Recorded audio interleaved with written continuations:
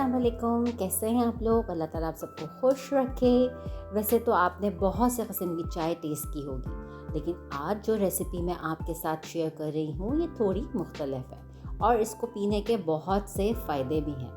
वैसे तो ये चाय टर्की में बहुत फेमस है, जिसको पीने से जहनी सुकून के अलावा और बहुत से फ़ायदे मिलते हैं। तो चलिए इसको बनाना शुरू करते हैं। Let's start it.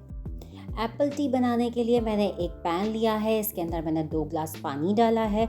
इस पानी को हम थोड़ा सा बॉईल करेंगे और फिर इसमें शामिल करेंगे हम 1 मीडियम साइज़ का एप्पल। इसको मैंने कटिंग कर लिया था, उसके बाद मैं इसमें शामिल कर दिया है।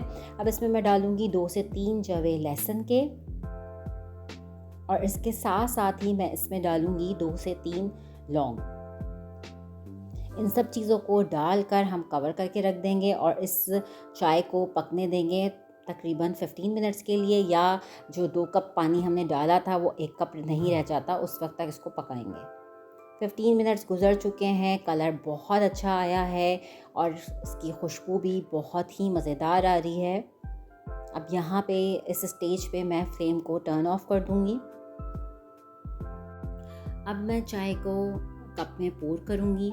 आप चाहें तो इसको छान कर भी इस्तेमाल कर सकते हैं और आप चाहें तो 1-2 टुकड़े सेब के डाल लीजिए, 1 लौंग डाल लीजिए और 1 जवा लहसुन का डाल लीजिए। ये सब चीज़ें डालने से आपको ये सब चीज़ें आपको एक रिफ़्रेशिंग फ़ील देंगी और चाय पीने में और मज़ा आएगा। इसके साथ साथ ही मैं इसके अंदर शामिल करूँगी हाफ़ लेमन जूस, जो इसके टेस्ट को और मज़ीद बढ़ाएगा। और इसके साथ ही मैं इसमें डालूँगी 1 टीस्पून हनी।